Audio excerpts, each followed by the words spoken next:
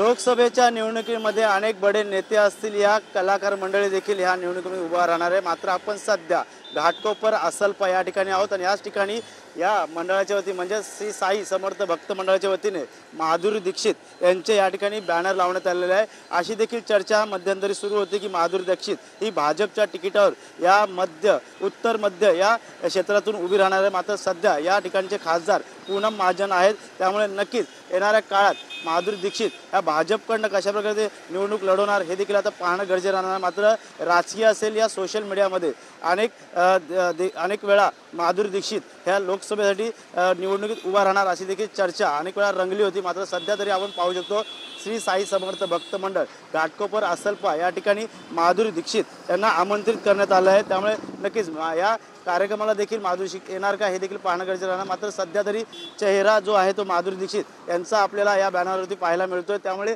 नक्कीच या दुसऱ्या बाजूला देखील त्यांचा हा बॅनर लावण्यात आलेला आहे।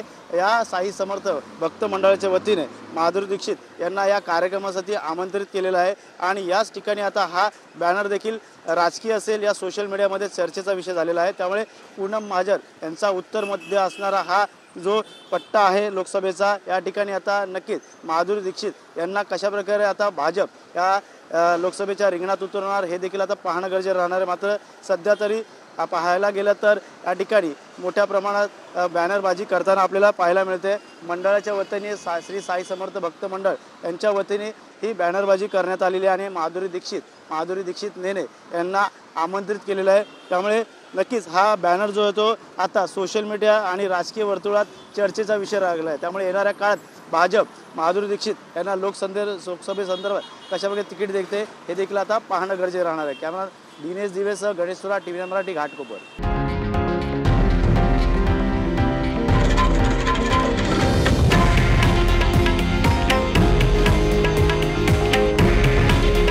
हे आहे देशातील नंबर 1 न्यूज नेटवर्क आणि आपण पाहत आहात TV9 मराठी। काळजी तुमची, हित महाराष्ट्राचं।